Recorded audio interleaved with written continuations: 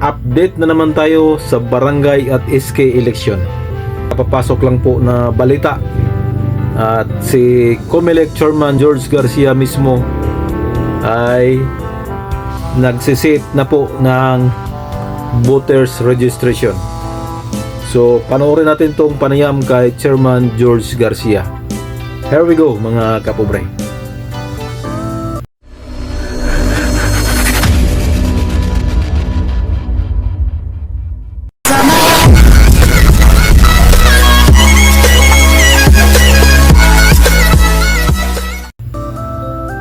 Hello, magandang gabi uli mga kapobre.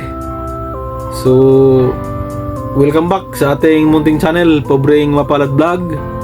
So, sa lahat ng nagsuporta, nag-subscribe, maraming salamat sa inyo. At again, panibagong araw, panibagong biyaya, panibagong pag-asa, of course, panibagong vlog na naman tayo ngayon mga kapobre. So, ngayon ay update na naman tayo sa barangay at SK election. So, hanggang ngayon po ay wala pa pong nangyari kung matuloy or postpone. Pero ang pag-usapan natin ngayon mga kapobre ay kapapasok lang po na balita. Si COMELEC Chairman George Garcia mismo ay nagsisit na po ng voters registration. So, panoorin natin tong panayam kay Chairman George Garcia. Here we go, mga kapobre. Kasalukuyan po, pinag-iisipan na po ng komisyon na baka ituloy namin ang registration ng mga botante kahit 10 araw sapagkat wala pa po kasi balita tungkol sa whether postpone o reset ba ang barangay and SK elections. Pag po kasi hindi kami nagparehistro at natuloy ang barangay and SK elections, paano po kung bigla na lamang matuloy ito? Paano po yung 15 to 17 years old na mga kabataan na hindi po sila makakaboto? So, ang hirap po ng kalagayan namin dahil naghihintay po kami sa development, pero tuloy pa rin po yung paghanap. Kung sakali po mangyayari na magkakaroon tayo ng registration ng botante para lang at least sa barangay and SK, maaaring gawin po namin ito na first week ng August, 10 araw lamang na, and matatapos naman namin yon, pati yung mga hearing ng Election Registration Board bago matapos ang buwan ng August. So, yun po yung panayam kay Chairman George Garcia. May kinalaman sa barangay at SK election. So, sinabi na po niya ni Chairman George na magkakaroon sila ng voters registration by August.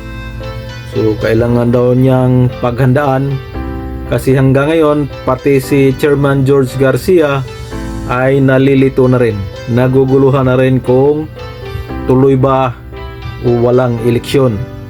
Kaya para hindi sila mamroblema, kailangan niyang mag-sit ng voters registration.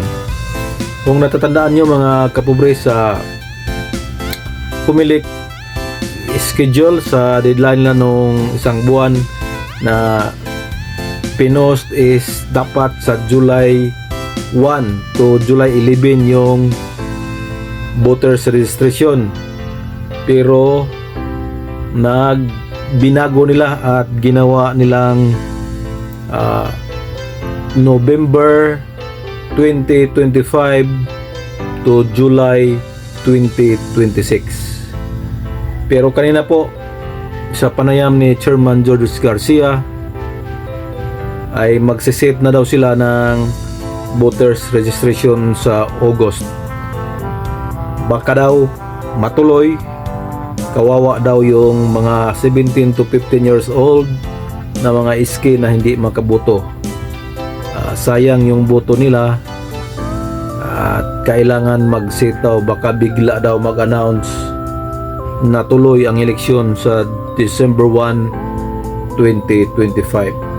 So halata sa mga pananalita ni COMELEC Chairman George Garcia na pati siya ay naguguluhan na rin.